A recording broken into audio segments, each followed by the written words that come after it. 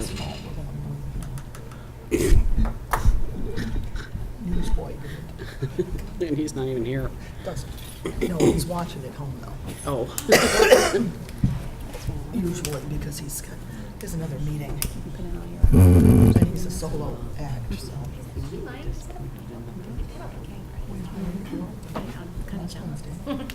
It's working for him. I'm jealous that you have some I'm jealous that you've got health insurance. Yeah, it's true. It's true. There's plenty Call me when you get in, so I did. I think it's better.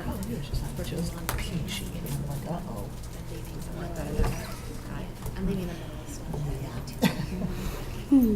Yep. That's how my week's been. Glad to do that. I can't even try. I think it gives you a little bit more, whatever. Summer, Fridays. Oh my gosh. I know that's going to happen. To make some plans. Enough to get them right at the end of the hotel, so people keep getting more people. Killing me.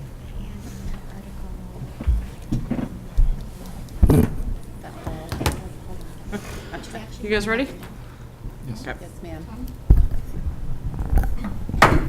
Call to order the June 21st Planning and Zoning Commission. Roll call, please. Barbie?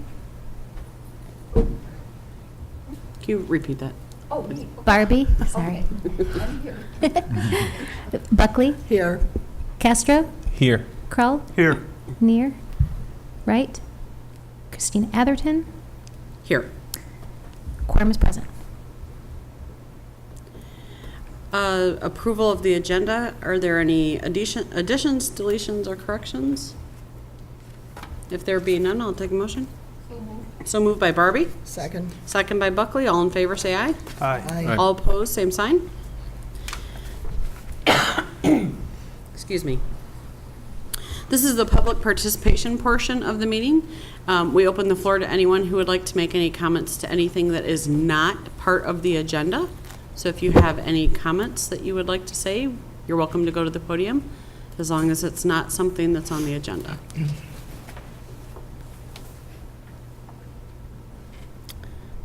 And there being none, we will go to approval of the May 17th, 2017 minutes. Are there any additions or corrections?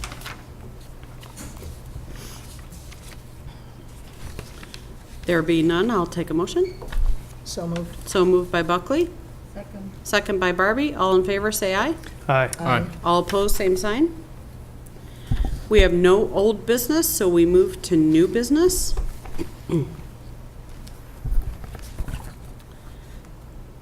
We have a public hearing on a petition for a special use permit for Little John Elementary School at 1121 School Street to bring the site into compliance with the Unified Development Ordinance and to allow for the addition of a modular classroom to the west of the existing school building. Excuse me. I open the floor to the city first. The applicant making that presentation. Okay, so we'll take the applicant. If you'd go to the podium, state your name and address. My name is Cynthia Carpenter. My address is 8314 Oak Springs Drive in Harvard, Illinois. Thank you. I am the Director of Business and Finance for DeKalb School District 428, and the district is looking to put a modular classroom just west of Little John Elementary School to accommodate additional enrollment at the school. We do have a presentation of the IT. There we go. Okay. You can change the slide. Just go ahead and mention it. Yeah. So some background information. Little John is one of 8 elementary schools that are currently within DeKalb School District 428. It is a K-8 grade building, and it was built in 1954 and has had additions in 1958 and 1975. It's approximately 39,000 square feet on 10.3 acres.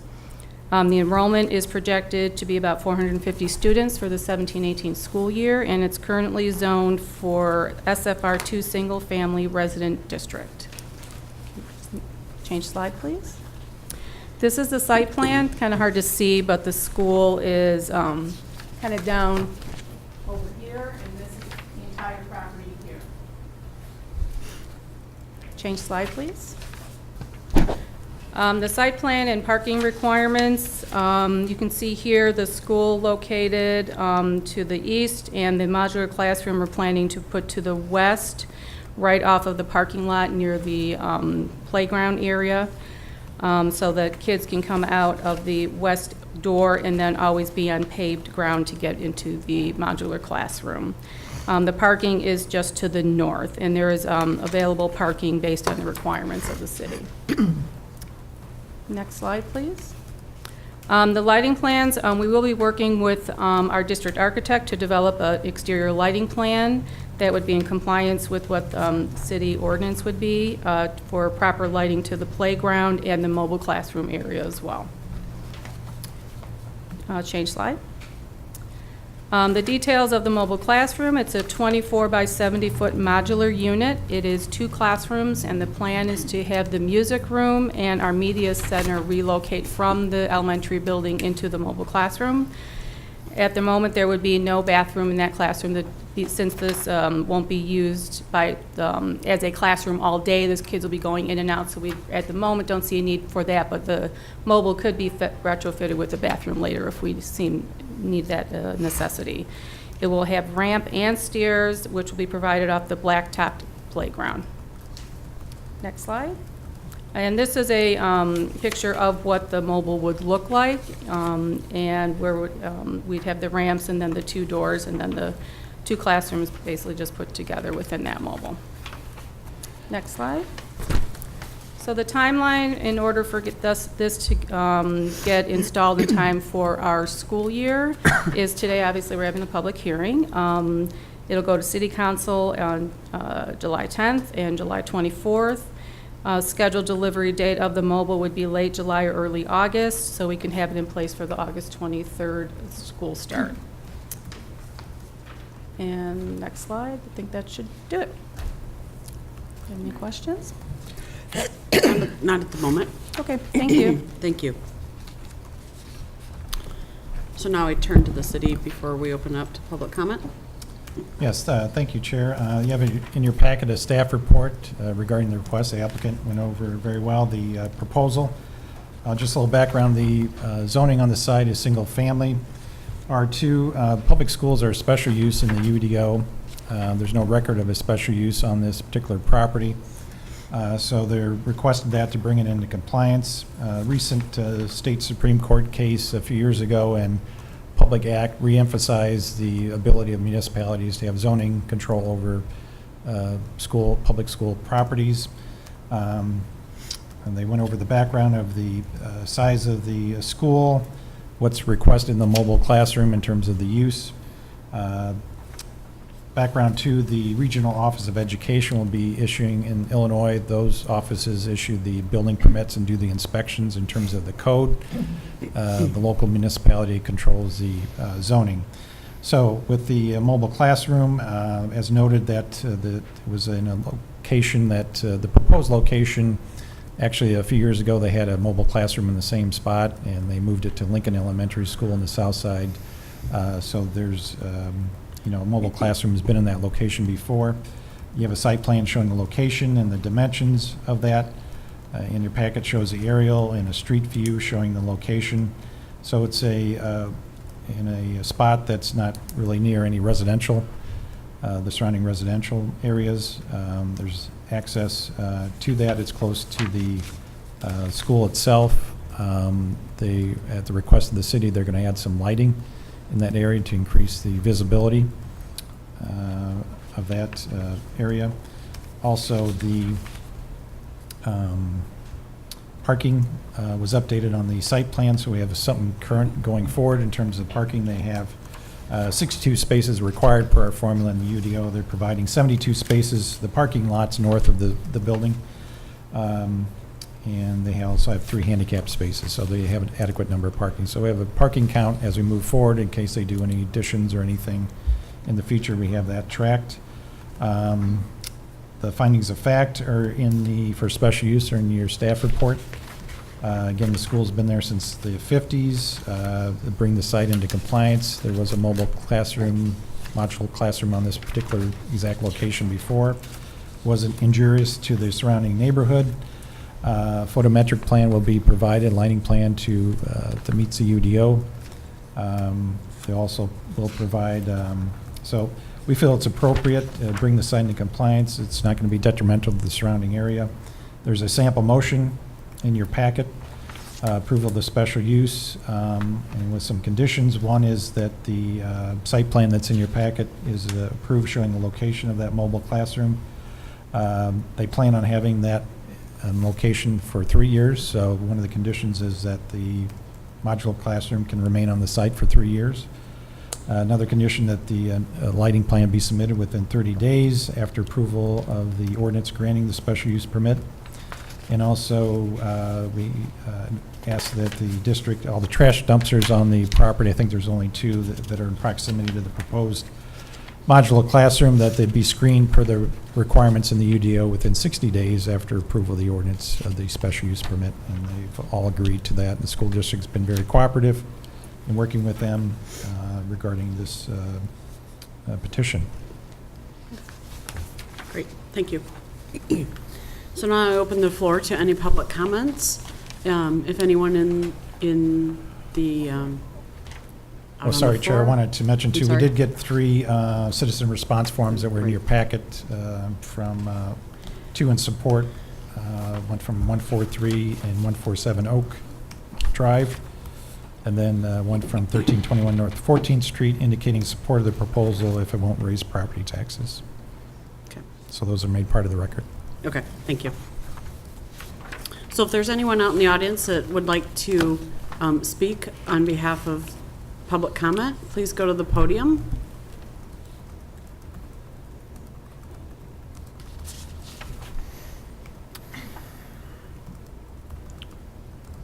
Okay. I'm going to give one more chance if anybody would like to speak or has any questions. Okay, I'm going to close the public hearing portion of the meeting and open it to the commissioners for any questions. Excuse me. There you go. I have at least 2 questions. I get the impression, for the sake of clarity, that there are 2 things that we are approving or are recommended to be approved. One of them is the approval of the special use permit, and the other one is the addition of the modular classroom. Is that a Correct. fair yeah, statement? Okay. yeah. So I just wanted that for clarity. If anything, I guess I have a follow-up question on that. Is there any, for the sake of clarity again, is there any benefit in doing this in 2 motions as opposed to a single one with 2 clauses? No, I think they're tied together. The special use, has conditions. One of those is approval of the location of the modular classroom. So Okay. I'm comfortable with one motion. Thank That'd you. be fine, yeah. So I guess the other question I have is very open-ended, and that is, I read and listen to your comments regarding the Regional Office of Education being the one that issues building permits and conducts inspections. At the same time, we reserve the right for zoning. The city or the municipality reserves the right for zoning. So, I mean, where's the limit of everything here? So we don't do any inspection on whatever takes shape in this area. Right, that'll be approved. There's state law regarding all public school buildings, and the Regional Office of Education are handle the administration of that in terms of permits and inspections per state code, which, could be more strict than local municipality, but city won't have any. I'm sorry, did you say that those are more strict than They can municipality? be. Okay. It depends on the location, but yeah, per state law, the REO has jurisdiction over the building permit inspections, and then the Okay. city has jurisdiction on the zoning. Okay. I mean, I'm just highlighting the fact that this is not a typical proposal in the sense that there is a limit to what we do and where the state comes in terms of permits Yeah. and inspections and so on and so forth. Okay. It only applies really to, I think, public schools, Okay. or I had another universities. question, and I don't know if the person from the school district is the one to answer this. If so, please go to the podium. The question I have is, I think this is motivated by an increase in enrollment in the school, and you need this space. Is there, my understanding is that this is transitory. You're not necessarily expecting to have this space for the long term.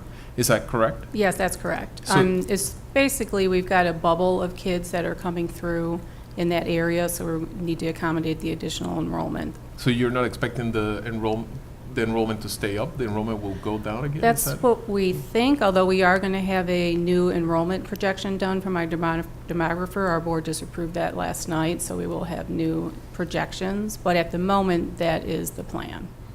So, That's why we're looking at something more temporary at this point.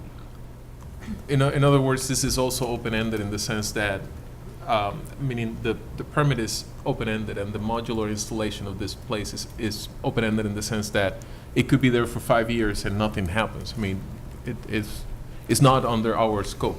It's Well, really- one of the conditions is that it remains only up to 3 years. That's one of the conditions. What exactly happens in 3 years? Well, they'd have to remove it or amend the special use permit, come back and ask for an extension. Okay. Yeah, it's currently going to be a 3-year lease as well. Okay. Yep. Thank you very much. Mhm.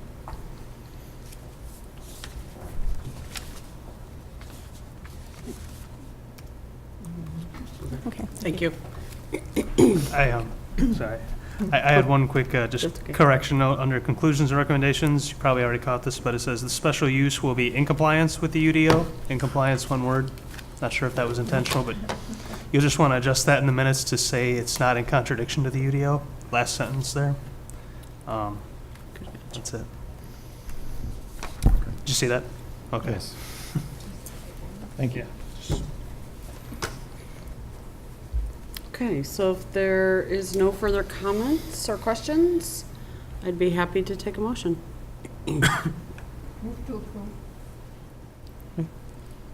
Do you want to say the entire language? Yeah. Oh, I want to, something tells me you're going to second. Okay. I'll make a motion then. Based upon the submitted petition testimony presented, I move that the Planning and Zoning Commission forward its finding of fact and recommend to the City Council approval of the special use permit for the public school on the subject property in order to bring that site into compliance with the Unified Development Ordinance and to allow for the addition of a modular classroom just to the west of the existing school building, subject to the conditions listed in Exhibit A. So motion has been made by Kroll. Should I second? Sure. Yeah. Seconded by Barbie. Any discussion? There being none, I'll take a roll call. Barbie, Yes. Buckley, Yes. Castro, Yes. Crow, Yes. Neer, Wright, Chair Atherton. Yes. Motion passes. Thank you. Okay, the second item on the agenda is around here. Public hearing on city-initiated miscellaneous text amendments to Chapter 23 Unified Development Ordinance of the Municipal Code. And getting back onto my page here, I open it to the city. Thank you, Chair. You have in your packet a staff report regarding some miscellaneous text amendments to the UDO. You had initial discussions on these at your May 17th meeting. These are regarding adding a couple definitions in the Article 5 for a banquet hall and social club, and also adding where they would be a permitted or conditional use, or making adjustments if needed in the UDO. Also, amendment to Article 19, the non-conforming situations regarding change of ownership in a non-conforming use of a building. And then to a few articles, 14, 18, and also 20, regarding the modifying language to move the responsibilities for public hearing notices from the city to the applicant. Also, adding language regarding legal descriptions, and also who can initiate a text amendment or a map amendment. And also to articles in the entire UDO regarding changing the references to get correct personnel, city departments, appointed bodies in there. A legal notice was put together, set a public hearing for tonight, of course, and that was published in the newspaper on June 3rd. I'll go through the specific amendments. Article 3, the definition section. Currently in Chapter 32 of the Municipal Code, there's a definition regulations for social clubs. As we discussed at the May 17th meeting, there was some issues regarding a social club came in the city that was classified as a banquet hall. We have no definition for banquet hall. So there was an issue with that. A conflict came up. So we put together I did some research in other communities and created a definition for a banquet hall, proposed language. Currently, banquet halls are listed, they're listed in the UDO in terms of where they're permitted in special use. They're special use in the light commercial and permitted in the general commercial in the central business district, but no definition. So we put a definition together. I'll just read that. And we looked at other communities and tried to make sure we're distinguishing banquet hall from a social club. So it's an establishment which is rented by individuals or groups to accommodate private functions such as banquets, weddings, anniversaries, business, promotional events, and similar celebrations. A banquet hall is not open to the public, and the use is therefore restricted to invitees of the party contracting for the use of the facility. Such use may or may not include kitchen facilities for the preparation or catering of food, the sale of alcoholic beverages for on-premise consumption only during scheduled events, and/or outdoor gardens or reception facilities. A banquet hall shall not include a social club as defined in the municipal code.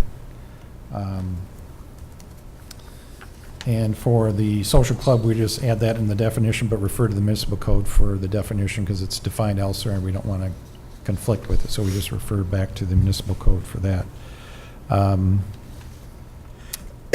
We thought we would, since we do have a distinction between the two definitions, we just leave banquet hall where it is a special use in light commercial and permitted in the central business district and general commercial, not change that, since we have a clear distinction. And then add social club as a special use in the general commercial district.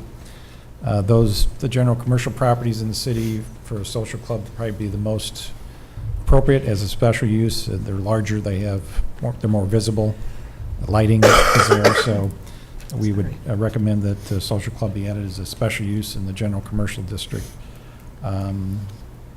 Perhaps we could just, if you want any questions regarding this area in terms of social club and banquet halls, any questions, and before I move on to the next part of the UDO amendments.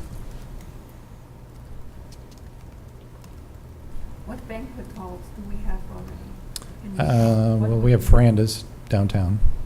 So that's a commercial establishment. What about the one that they're just building near Tyler? Could she get the Oh, I'm microphone? Pull your Okay. microphone down, I'm sorry. I was wondering, the one that is just, they're just doing construction near Tyler, could that function as a banquet hall?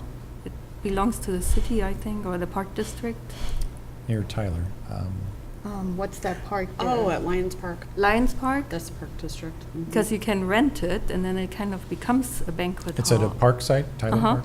Yeah. That would just be a use under the Park District, a park use, accessory use. Yeah. So then the only not the main banquet hall we operation. have is verandas. That I'm aware of, yeah. Yeah. And and social club? What social clubs do we have in We DeKalb? currently don't have any. Okay. Not with this description. That fit those. With Yeah. this description, that's why we're making it, so if they have. So if one comes Yeah. in, Then We we it'll have be that, only yeah. a special use in the general commercial Yeah. district. Okay, all right. Article 14 permits, Article 18 appeals and variances, and I'll throw in Article 22. This is regarding special use permits, variances, rezonings, text amendments.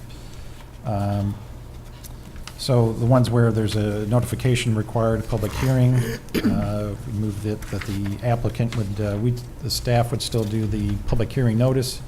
The applicant would mail the public hearing notice that we provide to the owners within 250 feet by mail, and they would sign a certification indicating when they mailed that and to whom they mailed it to. They'd also be responsible sending the notice to the newspaper for publication. We'd give them the appropriate contact over there and the format to send it in. And also for these public hearing notices, when it's involving a legal description, the state law allows that we don't need to do a meets and bounds description, which can be long if we do have a common street address and PIN number. So that will shorten up the legal descriptions and save some costs for the applicant on those. Also with the text amendments and the map amendments, changing it to allowing the staff to initiate those amendments. Right now, it's the city council or planning and zoning commission. So there's simply adding that a staff member can initiate those, and of course, they still have to go through the public hearing process on that. So those kind of summarizes the amendments to those regarding public hearing notices and legal descriptions. Is there any questions on that part? Did you, like, the actual changes? The changes Because are, they're, like, the ones in red? Because there's some issues, and just with the wording, I thought. yes, there's marked up changes. Yeah. Like In under your packet. 140304 and several others, you write the Director of Community Development Oh. Director. So one director has to go. Yeah, we'll get that corrected. Thank you. And then I was wondering, when the applicants, they have to mail it, right? So it has to go through the post office. They Yeah. cannot just put a notice in their neighbor's mailbox or the, Right. okay.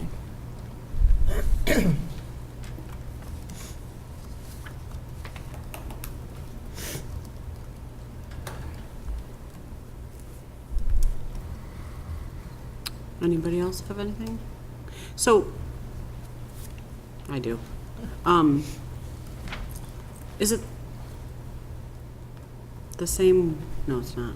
Yes, it is. Is it the same wording for all three of the, Yeah, all Changes. three, it's pretty much the same wording in Okay. terms of the responsibilities. Try to make it consistent. okay.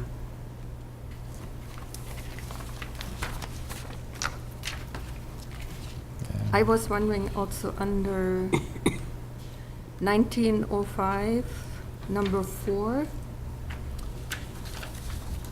said when a Um, non-conforming use of a building or structure changes ownership, use, or tenancy, the legal non-conforming use must be discontinued. Yeah, let me go except- through 19. Oh, I haven't I'm gone through sorry. that yet, I'm too- so. I'm too Can I- far ahead. Sorry. Any other questions on the ones? Okay, I'll jump into 19 then. Yeah, non-conforming situations. Article 1905 provides regulations for non-conforming uses located in a building and structures. One of the regulations states when a non-conforming use of a building or structure changes ownership, use, or tenancy, the legal non-conforming use must be discontinued. We do have a requirement that there's a certificate of use and occupancy to be issued by the city prior to the use of or occupancy by a different tenant or change in use. However, we had issues with tracking the changes of ownership. We didn't have a good way to track that and proposed, and when we discussed the May 17th, looking at removing the change of ownership requirement from that. Most of the inquiries we're receiving are from homes that have 2 units or 3 units up to 4. That's the vast majority of the inquiries we do get. And there was concern noted by the commission regarding kind of just removing all the ability to use that as a tool, the change of ownership, to get conformance of sites, commercial sites, et cetera. So what we're proposing language is that removes that change of ownership provision, but to keep that in, but exempts residential properties where there are no more than 4 dwellings involved. So anything 4 dwellings or yes, the change of ownership, just strictly change of ownership, not talking about the change of, if they want to add on to the home or do something else, they'd have to comply, but just change of ownership exempting that. So with change of ownership with anything larger residential properties, rental apartments, any commercial use, change of ownership it's still going to be hard to track, but we still would have that tool to enforce, to bring property into compliance. So based on this discussion by the commission, we made that little change to that. And also the other change, there's another section there about non-conforming uses of lots. That's where use of a lot where there's no building or structure on the property. We don't have too many of those, but the non-conforming use of a lot. The current language had that they were exempt if there was a change of ownership, tenancy, or use. So we want to change that. They'd have to comply. Any change of ownership or anything on those types of lots, would have to be in compliance. So we want to make sure. Most of those are probably commercial outdoor storage of something. So that's the other change proposed. So kind of to hear the concerns by the commission, we made that little change. So 4 units or less, change of ownership, fine. If it's anything beyond that, change of ownership, bring it into compliance. So those were the 2 changes in that article. Any questions or comments on that? Yes. So I'm still not clear on why the exception. And I'm thinking 1905-4, which is what Commissioner Barbie was bringing up to our attention. So just to make sure I understand it correctly, if a property has 3 dwelling units within a property, and it is within and it's non-conforming given the zoning in which it is, that property can transfer ownership and still be legal non-conforming. Is that correct? Yeah, if it's just a change of ownership. So why? Well, I think it's to advise them that you just change ownership, and then, then you have to remove all the other tenants, remove people, kicking people out. So the opposite is true if it is 5 units. We kick people out. Well, I think once you get to that, there are larger developments, apartments, and I think the vast majority of inquiries we got are these smaller situations. So that's just a way to, one hand, it's hard to track these. I mean, we have a lot going through. It's going to be hard to, I think, enforce. It'd be a little bit easier to enforce on a commercial property or a larger type apartment complex in terms of change of ownership. I understand your argument, but there is an element of arbitrariness in where we draw the line. Although I understand how the foundation for the argument, I follow it, but there is an element of arbitrariness. So where I'm trying to go is, what are the tools at the end of the story? What are the tools for the city, the people in the city of DeKalb, to lead certain parts in certain directions? And this, in a way, limits our ability as a community to change certain aspects. It doesn't limit us totally, but the exception itself limits us somewhat, is all I'm trying to argue here. I for the sake of disclosure, it affects my neighborhood, the place I live in. So I'm personally struggling with going along with the exception. I mean, we still have tools that if it's, in your example, 3 units, if the unit is discontinued, nobody's there for 6 months or more, then it can't revert back to having another unit. That was changed in the UDO a couple years ago. I think we had 1 year time period and it was reduced to 6 months, a little bit stricter. So if it's discontinued for 6 months or more, then they can't reestablish the unit. So that's a tool that we still have to try and bring it into compliance. But to strictly the ownership change, that makes it difficult. A weaker tool nonetheless, I feel. Yeah, it's just it's difficult to track these. We get a lot of inquiries, and to somebody just buying or changing an ownership and then removing these other units, removing people, it'd be hard to enforce, I think. Mm-hmm. Is there, for me, it seems a little bit like a loophole, a potential loophole. Somebody could use this new thing, and I can't really put it into words, but I think there is something that I could see could happen. Also, when you have 4 dwelling units, what does that mean? We have like rooming houses, so 4 people live there? No, I mean, they're in separate rooms with their own bathrooms or something, like what's in your neighborhood? Would that count as a dwelling unit? Or Well, would dwelling that- is defined, it has to have a kitchen facilities, and so like a rooming house or Yeah. fraternity, it's really 1 dwelling unit. Mhm. The rooming house provisions are covered in, there's a separate licensing requirements for rooming houses, so a dwelling unit is defined, has to be sleeping like an facilities and apartment. kitchen facilities and Mhm. restroom facilities. So a closed off. So from we're each talking like other. apartments, not, Yeah. a rooming house really wouldn't apply. Mhm. Yeah, It's I'm not the just number w- of people, it's the dwelling unit, which has to meet in certain criteria. I'm just worried that could become a loophole somehow. I Then guess a rooming house could one- change one- ownership. I guess one way to envision the loophole is that you may have an owner, property owner, that has a 5-unit place, and it may be the case, just because of the nature of that property, where he can just bring down a wall, end up with 4 units, and pass through, and the value of the property just, goes up and down depending on whether that wall is there or not. I guess that's the loophole that in a way is present by allowing this in place, allowing this exception as is. I don't have all the answers, by the way. I'm just Well, that trying example to- may fall under, there's a non-conforming provisions regarding, altering the building itself, which could come into play in that case where they may be limited in doing that. If you alter the structure itself, there's provisions regarding non-conforming buildings. If you add on to it or change something with the interior, that may come into play. This is where it's just, nothing changes on the inside, it's a change of ownership. But could there potentially be a situation that David's talking about that we may not be alerted if they took a wall down?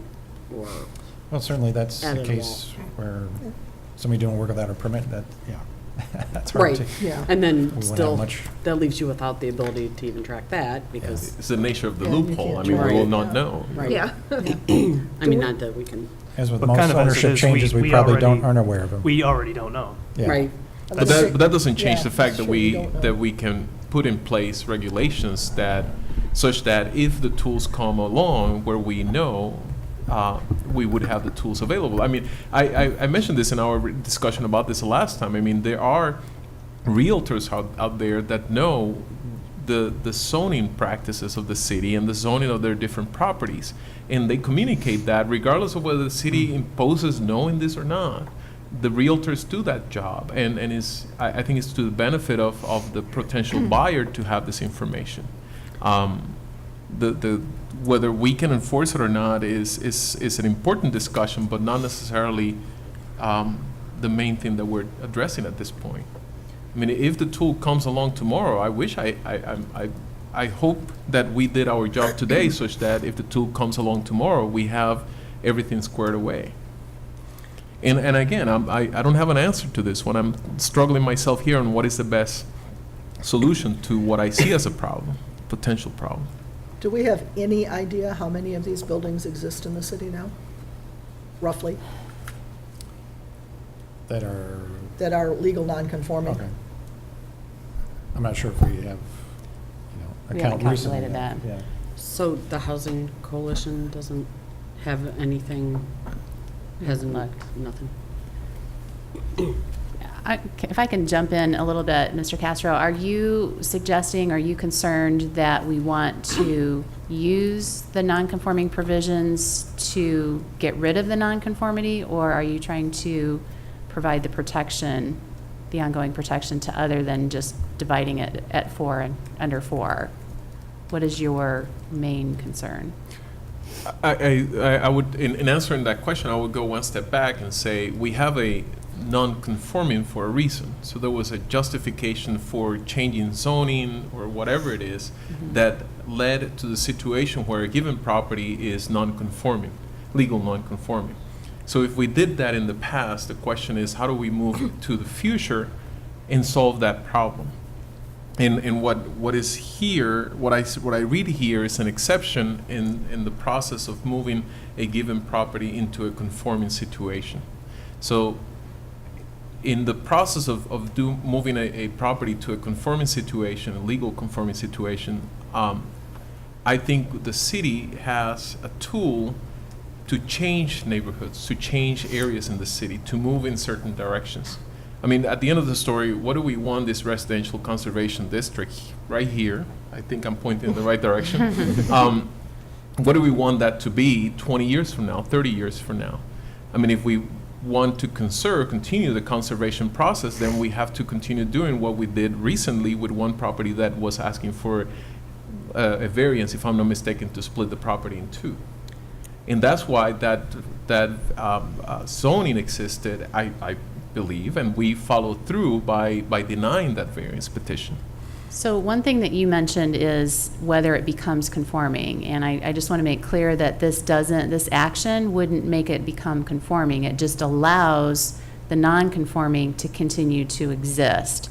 Correct. So, Correct. if all of the other provisions that deal with nonconformities were to come into play, like it's destroyed or vacant for a while, then, all of the reasons that you establish nonconforming to get rid of those uses in the long term would then come into play.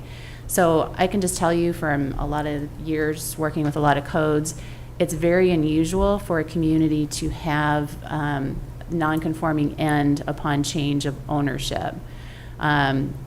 Certainly damage and destruction is one of them because, there's some investment that needs to happen. If it's vacant for a long time, a lot of the codes that were developed to include that language didn't have the bad economy that we had in the last 10 years. So we are struggling a little bit more with that one than I'm used to. But to change just because of use is pretty difficult, especially in a town like DeKalb where we don't have a transfer stamp. We don't even know when property is transferring unless somebody calls, like a realtor calls or a prospective buyer calls and says, or a title company is doing a title search on a piece of property and calls to ask questions about what the zoning is and what's happening. And I know because Natalie gets probably several of those calls every week. I got one today. So I don't think we're suggesting that the role of nonconforming shouldn't continue to play a role in how we gain compliance with our changes to the zoning. I'm just not sure change in use is the best way to do that because it's hard for us to enforce because we don't have a mechanism or a tool to have a transfer stamp, to do an inspection, to know what it is. We're only finding out when the realtors or the prospective buyers call us and are asking us those questions. And in 9 times out of 10, it's the fact that they've already purchased it, then they come in and they find out that, they bought a 3-unit building in something that only allows 2, and now we're telling them that, oh, by the way, that's non-conforming. You said you just bought that? Now what do we do? So that's the predicament that. So let me puts us in. then ask the following question. What would happen if tomorrow, and meaning sometime in the future, we actually have those tools for whatever, acquire those tools to know transfer of property from one hand to another? Will we have this discussion again? That would be a better time to have that discussion, yes. I mean, if the council and the city very strongly wanted to use this tool in its zoning to further reduce density in the community, and this is, we're talking specifically about residential at this point and understanding that this does affect other things, but if we wanted to do that, we would absolutely need to have that tool in place in order to make it effective. And in that case, when the time comes, it highlights how inconsequential this discussion almost is. If it doesn't mean anything then. What do you Because mean? we don't have the tools, and then if we have the tools, then the conversation becomes relevant. I mean, now I can vote either way. It's irrelevant. It's what I'm concluding. Right. Because we don't have the tools. Why have this in there if we don't have the tools to Correct. monitor it? It is part of the reason it's brought forward. We're having a very tough time enforcing it, so why have it on the books? It consternates the people that are being honest and the owners that are coming forward. We then have to follow up with them in a way that's consistent with the code. That doesn't seem quite fair. Nothing happened. It didn't burn down. It's been that way for 100 years. It's in good shape in some cases not so much so. But when it is, it's like, why would a change in ownership affect? And it is pretty unusual when compared to codes in other towns to have that provision. So I can see why people challenge it and question it. Just that one portion. A lot of the rest of our non-conforming is pretty consistent with other areas. Thanks. Mm-hmm.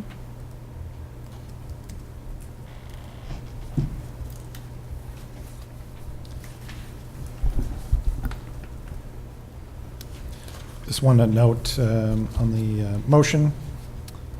There's a sample motion in the back. I handed out we didn't have in the packets all the changes to the city department name changes to make that consistent. Added an Exhibit A addendum that's on your front of you tonight that just notes what the changes from the existing language to the proposed to make it correct in terms of personnel departments. And also there was some formatting changes in Article 5, just make sure the sections, subsections were in order. So if you want to make part of your motion, attach Exhibit A and then the addendum to Exhibit A. So, just for clarification, whoever makes the motion, just make sure that you reference Exhibit A addendum. Yes, correct, thanks. So this is a public hearing, so I do need to open the floor to public comment, correct? Okay. So I do open the floor now to anyone who has any comments about this section of the agenda.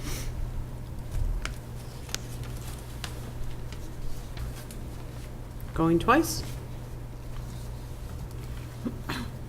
And we close the public portion, public hearing.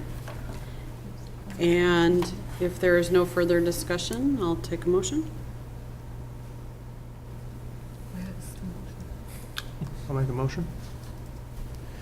Based upon the submitted petition and testimony presented, I move that the Planning and Zoning Commission recommend to the City Council approve of the text amendments in the following articles of Chapter 23, the Unified Development Ordinance of the Municipal Code, Article 3, Definitions, Article 5, Zoning District Regulations, Article 14, Permits, Article 18, Appeals and Variances, Article 19, Nonconforming Situations, Article 20, Amendments, and Articles 1 through 20 to correct the references in the appointed bodies, city departments, and personnel as indicated in the attached Exhibit A addendum.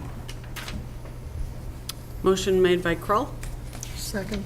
second by Buckley. Any discussion? There being none, I'll take a roll call. Barbie, Yes. Buckley, Yes. Castro, Yes. Kroll, Yes. Mayor, Wright, Chair Atherton. Yes. Motion passes.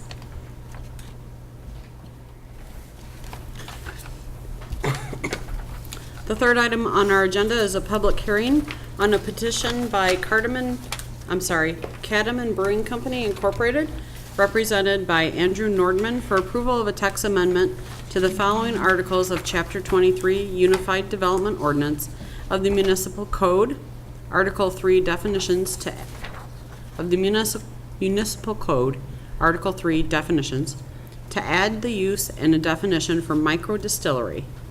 Article 5, Zoning District Regulations, to add microdistillery as a permitted use in the GC General Commercial District and the CBD Central Business District.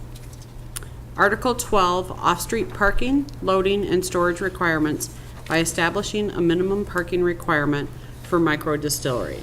And I open the floor to the city. Yes, thanks, Chair. We're asking for this public hearing to be continued to the next Planning and Zoning Commission meeting on July 5th. The petitioner requested a text amendment to allow a microdistillery amendment, or add that to the use. They're interested in locating in a business downtown in the lower level. We didn't get a complete application or filing fee basically in time, and we're advised the applicant until we do, we'll continue this. So there was no staff report prepared because we didn't have the, I guess, a complete application technically. So we asked to continue this to the July 5th meeting, Planning and Zoning Commission meeting. And then at that time, we'll hopefully we'll have the fee paid, and then we'll prepare a staff report going over the request and with the recommendation, and allow the hearing to continue and have public input and the recommendation from the commission. Okay. So I would take a motion to continue the public hearing to June 5th. I move. So moved by Barbie, Second. second by Buckley. All in favor, or do we have to do a roll call? We can just do a voice vote, right? Yes. All in favor, say aye. Aye. Aye. All opposed, same sign. So this item is continued until July 5th. Reports items for next meeting? next meeting, but July 5th. We have one hearing, which you did get notice in the email set. Beyond the continued hearing tonight is a request for variance at 422 Regal Drive regarding a front unenclosed porch. So you'll hear that on July 5th, in addition to the one continued. Okay. If there's nothing else, I'll take a motion for adjournment. So moved. So moved by Kroll, Second. second by Buckley. All in favor, say aye. Aye. All opposed, same sign. We are adjourned. Thank you. Thank you.